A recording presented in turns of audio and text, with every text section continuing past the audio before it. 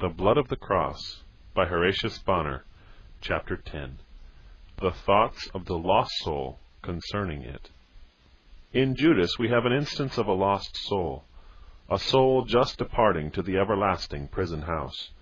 Of him we read, "Then Judas, who had betrayed him, when he saw that he was condemned, repented himself, and brought again the 30 pieces of silver to the chief priests and elders." And his testimony respecting the blood is given in the following confession, falling from his dying lips: "I have sinned in that I have betrayed the innocent blood." Matthew 27, 3-4. But a few hours before he had betrayed it. He had sold it for 30 pieces of silver. But now remorse has fastened itself upon him. His conscience, which had slept, is now awaking. His guilt, like a poisoned garment, covers him around, and darts in its tortures at every pore. One object occupies his whole vision, so that he can see no other. It is the blood he had betrayed.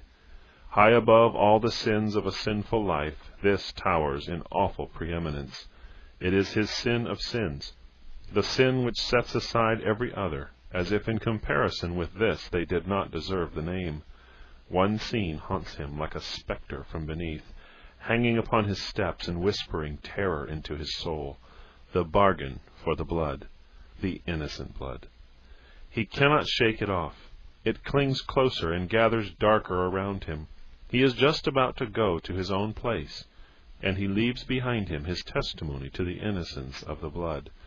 He tells us with dying lips that it is innocent blood.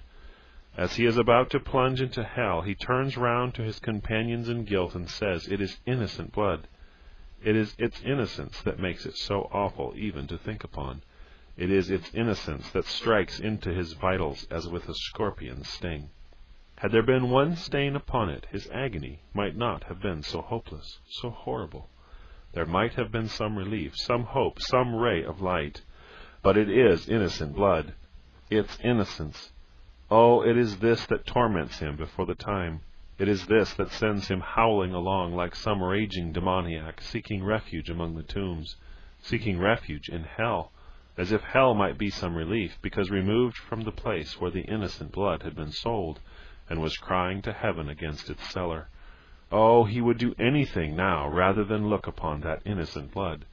He would flee to any place of darkness where it might be hidden from his eyes. Then, as if to double all his agony, when he casts down the price of blood at the feet of the murderers, all the reply he meets with is the cutting bitterness of cold, remorseless malignity. What is that to us? See thou to that. Ah, poor wretched soul, thou art lost indeed, and this is all the sympathy with which thy companions greet thee, a foretaste of the sympathy with which devils below shall salute thee when thou goest down to their abode of woe. We see, then, that it is especially the innocence of the blood that shall be of all others the cutting, stinging thought of a lost soul. The blood he has slighted and trampled on was not only so precious, but so innocent. It is this that shall make hell so intolerable. The blood he has betrayed without blemish and without spot, yet he has treated it as if it were polluted and vile. He has treated it as if it were the felon's blood, the blood of one whose crimes demanded its shedding. Its innocence stares him in the face.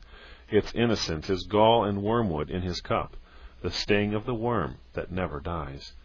Oh, could he but discover one stain on it, it would help to cool his burning tongue. It would help to unloose his adamantine chain, to quench the fire that is consuming his bones.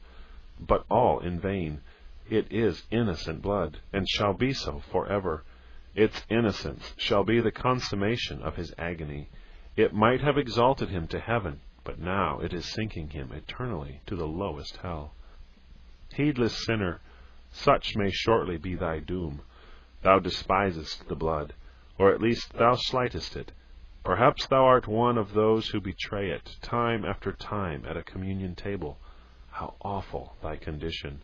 The wrath of God abideth on thee even now, and thou shalt shortly be in hell, if grace prevent not. There thou shalt be with Judas, hearing his bitter cries and joining thine to his. Thou hast followed his footsteps here as a betrayer and despiser of the blood, and ere long thou must reap the recompense which he is reaping.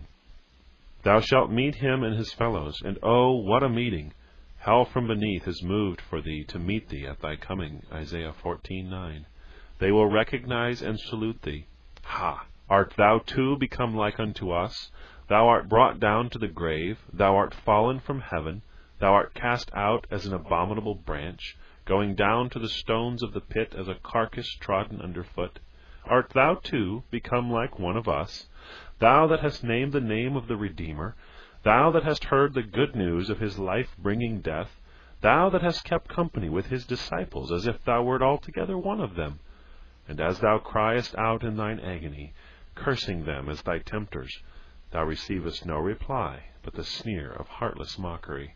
What is that to us? See thou to that. Matthew 27:4. Thus shalt thou be eternally shut in. Whether thou wilt or not, thou must have thy companionship with Judas, the lost, with the devil and his angels. Thou canst not escape. Thou canst not rise. The innocent blood presses thee down. A heavier millstone than that which shall sink Babylon in the mighty waters. And as thou plungest downward in that wild abyss of smoke and fire and vapor, ascending up for ever and ever, this shall be the cry of thy tormented spirit: I have sinned, in that I have betrayed the innocent blood. Must it be so? Art thou resolved to perish and to crush thy immortal spirit beneath the weight of this innocent blood? Must mercy be slighted, life rejected, and forgiveness flung away as dross?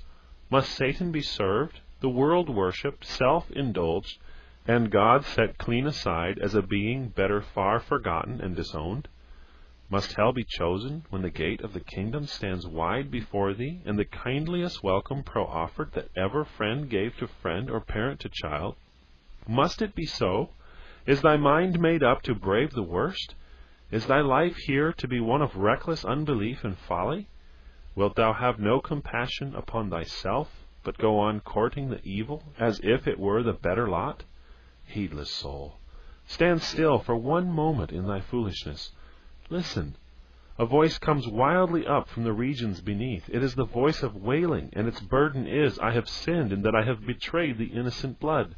It is the voice of Judas. His wailing is not done. It was the first awful note of it which earth heard ere he plunged beneath. But the prolongation was reserved for other ears than man's, other realms than these of this still, sweet, and sunny earth.